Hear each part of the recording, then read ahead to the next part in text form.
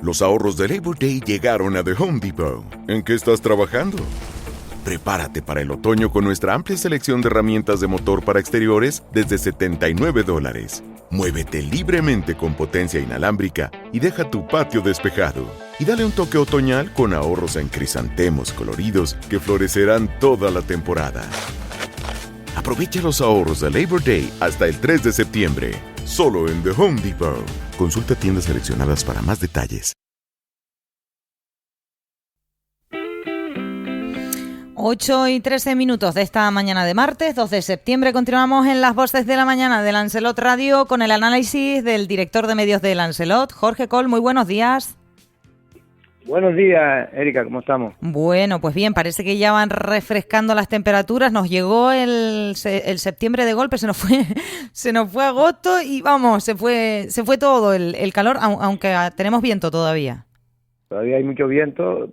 Creo que ya el fin de semana se mete lo que es el tiempo de septiembre y a partir de ahí habrá días con viento, evidentemente, que es donde el alisio soplará.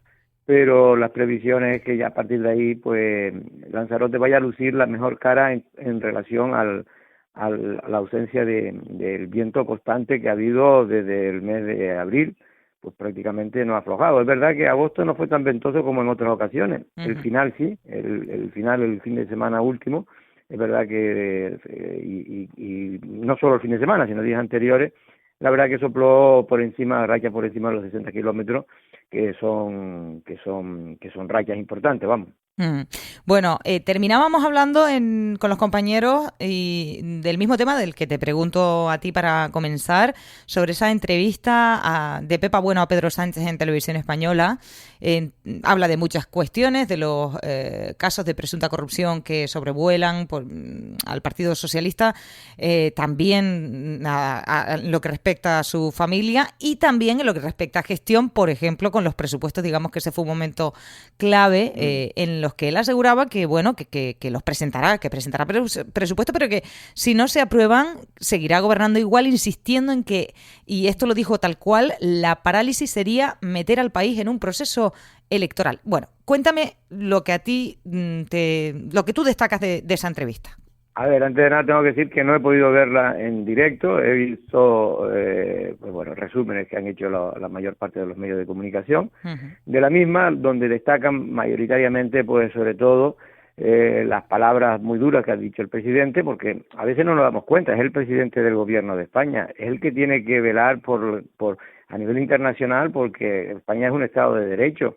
Por lo tanto, un Estado donde la justicia no puede decir, como él ha dicho, que que jueces haciendo política y políticos que tratan de hacer justicia, eso sí se puede decir porque eso ocurre siempre, pero ya es verdad que muchos ministros del gobierno de Pedro Sánchez venían diciendo el argumentario principal para defender, sobre todo, para defenderse contra los casos donde se ha visto involucrada a los familiares directos de Pedro Sánchez, sobre todo su mujer y su hermano, ya insinuaban que estaban haciendo política, que habían jueces que, digamos, para entender lo que iban en contra de sus familiares porque querían ir en contra de Pedro Sánchez, dándole un contenido, por lo tanto, ideológico al juez de manera clara.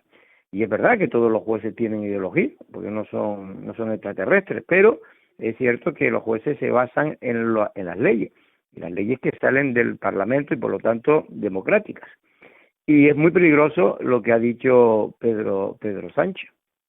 Yo creo que simplemente es una estrategia por lo que pueda venir, en el sentido de que Pedro Sánchez ahora mismo, a nivel judicial, entre el tema del caso que muchas veces se olvida ya, ¿no? El caso Coldo, el caso Cerdá y el caso Ábalos, ¿no? Que ya parece que ha pasado el verano y se ha olvidado de él, ¿no? Pero es un caso que van a seguir saliendo cosas y por lo tanto que va a estar en la actualidad informativa de España, ¿no?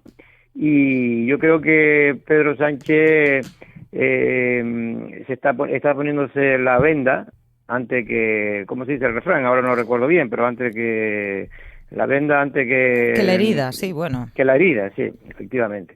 Porque él cree que va a pasar cosas y que le van a perjudicar a la imagen del Partido Socialista y del propio Pedro Sánchez. Pero ya veremos, porque es verdad que si Pedro Sánchez tiene algo es la capacidad de resistir. Ahora mismo ha enviado al señor Illa, previamente envió al señor Zapatero a hablar con el señor Puigdemont, a su, en este caso, a Bruselas. Sí, y... A Bruselas, donde, por cierto, está fugado de la justicia española, ¿no? Esto sí, no, que es lo que te iba a decir, que ha hecho bien esa puntualización, porque parece que todo un presidente de la Generalidad puede entrevistarse con un fugado como si no pasara nada, ¿no? Que está acusado de malversación de fondos, porque los otros delitos que tenía han desaparecido por el famoso indulto que le ha otorgado y por la ley de amnistía.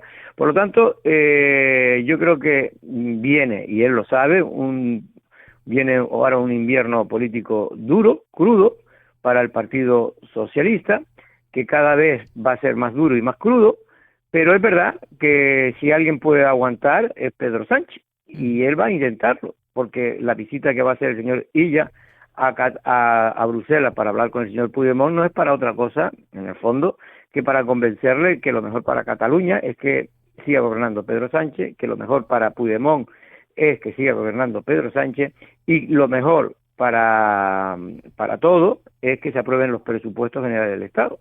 Porque esto es otra de las cosas, Erika, que hay que recalcar porque es que es increíble que llevemos 2 años sin presupuesto cuando esto es una cuestión de ley. Es decir, la ley de presupuesto, la Constitución obliga que cada año se apruebe. Pero no pasa nada, llevan 2 años y puede haber un tercer año que este país sigue sin presupuesto y aquí no ocurre nada, ni dimite nadie, ni presenta una moción de confianza, nada de nada. En fin, veremos qué es lo que pasa. Me voy a otro tema que ya ha saltado a medios nacionales también, sobre todo por, entiendo, la contundencia de la denuncia, una denuncia que hace el Partido Socialista en Tinajo en la jornada de ayer respecto al último pleno en Tinajo, en la que aseguraban que el alcalde daría cobijo de alguna manera o protegería de alguna manera a los agresores de violencia de género frente a la acusa de complicidad, más bien. De complicidad, ¿no? Exactamente. Al alojarlos en hoteles, el alcalde ha emitido un comunicado, ha desmentido que eso sea así, se ha disculpado por sus palabras porque entiende que se podían malinterpretar, que no se expresó claramente, es lo que ha dicho. Y además tú lo tuviste ayer en Café de Periodistas, no sé si te convenció las explicaciones que te han dado. ¿Qué te parece todo esto? A ver, Jesús Machín se lo puso a tiro al Partido Socialista, pues no hay nada más que le guste al Partido Socialista que acusar a alguien de que es un maltratador.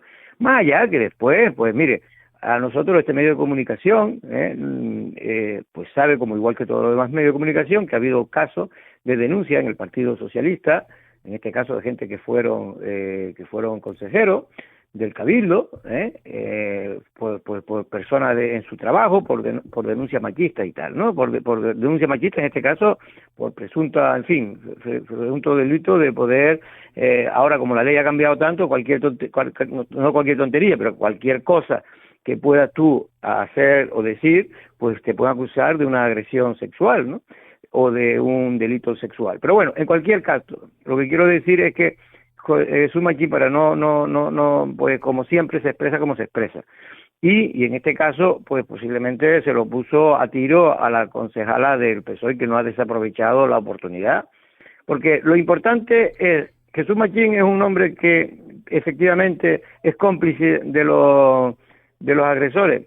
Bueno, hasta que se demuestre lo contrario no lo parece.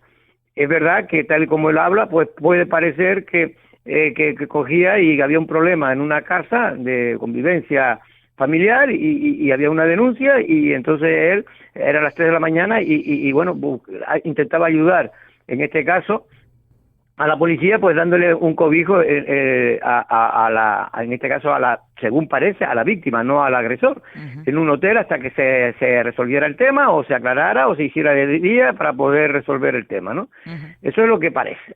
Ahora Jesús Machín ya ha dado unas explicaciones, reconoce que no se expresó bien, que de sus palabras se puede entender que efectivamente, como denunció el PSOE, que de alguna manera estaba protegiendo al agresor, cuando según él explicó ayer todo lo contrario, pero en cualquier caso, insisto, tiene que tener, es decir, muchas veces Jesús Machín, esto es un pueblo pequeño, allí las cosas pues Jesús lo llaman a las 2 de la mañana, a las 3 de la mañana para cualquier cosa, cualquier vecino, y él va, se levanta y va a resolver el problema. Por eso obtiene la mayoría absoluta que obtiene desde hace ya 5 elecciones, ¿no?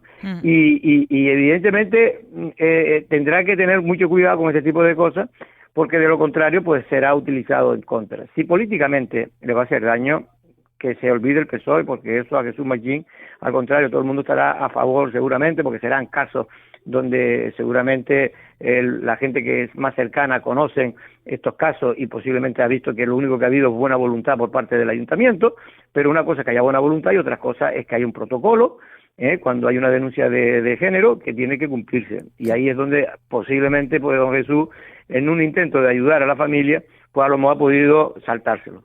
Es que claro, es que aunque él tenga su forma de ser, también es verdad que estamos en otro momento distinto, estamos con una sensibilidad más desarrollada, afortunadamente, respecto a estos casos, y si los protocolos están, es para garantizar precisamente que todo se haga con la rigurosidad que requieren este tipo de casos tan delicados. Con lo cual, bueno, él en ese comunicado decía que a quienes alojaba eran las víctimas, no a los agresores. Por eso, que es lo que él ha aclarado, por eso, y que ha retado al PSOE a que demuestre lo contrario, que haya acobijado a algún agresor o agresora, no en este caso, a la víctima, vamos, en este caso. Sí, bueno, veremos si este tema da algo más de sí.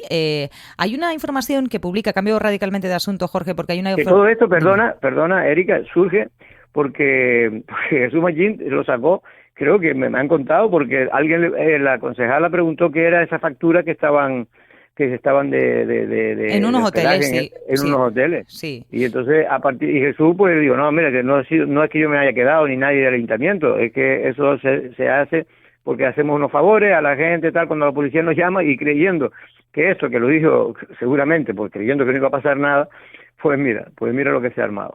Bueno, en fin, también es lo que decía Valentín antes, somos esclavos de nuestras palabras. Nosotros claro. Los primeros, y lo sabemos. Hombre. Jorge, otro asunto del que habla Diario de Avisos es de que el gobierno estatal garantiza a Canarias las obras de carreteras pendientes. El Consejo de Ministros aprobará en su reunión de este martes una tercera adenda al convenio de carreteras con el Ejecutivo Autonómico, que incluye una prórroga de su vigencia de 5 años. Y te lo saco sin ánimo de envenenarte ni de enfadarte con las carreteras de Lanzarote. De verdad que no, que eso es lo último que quiero hasta ahora de la mañana. No, yo estaba mirando en los medios a ver si había alguna de las carreteras de Lanzarote. Y la verdad es que no he podido, no hay un desglose. En anteriores sé que sí hay algo en anteriores convenios o en anteriores adendas había, por lo menos estaba prevista, creo que la carretera, la LZ2, creo que estaba prevista, pero claro, es que por eso hay que hacer adenda cada cierto tiempo, porque como no cumplimos, ni el gobierno central no son a la hora de darnos el dinero, pues parece que hay que quitárselo con un lapero. Y aquí la burocracia se eterniza de tal manera que obras tan importantes como, por ejemplo, la LZ40, que es la carretera que va, para entenderlo, desde el aeropuerto hasta la Rotonda del Toro en Puerto del Carmen, oiga, que eso tenía que estar hecha ya hace 4 años, no, pues todavía no está ni siquiera licitada, ¿no? Y lleva, el gobierno de Ángel Víctor Torres trató de sacarla y no fue capaz. Y ahora llevan ya 2 años el gobierno de Fernando Clavijo y van por el camino lento, tan lento que parecen tortugas. Y claro, así es imposible que se puedan cumplir los convenios. Y el Estado pues frotándose las manos, porque mientras nosotros aquí nos van prorrogando los dineros, que eran 1.200, se partió inicialmente que esto viene ya de la época de Matusalén, de 1.200 millones, empezó con 1.000, después 1.200 y ahora creo que va por 1.400, pero da lo mismo, porque lo importante es saber, Erika, de esos 1.400, ¿cuántos han invertido realmente? Porque ahora lo han prorrogado hasta 2030, creo que es, ¿no? Claro, es lo que se aprueba hoy, sí. Hoy se va a prorrogar hasta 2030. Claro, todo eso, o la mayor parte de esas carreteras, a excepción de algunas que se han incluido de última hora, ya estaban desde 2018. Estamos hablando de casi 10 años.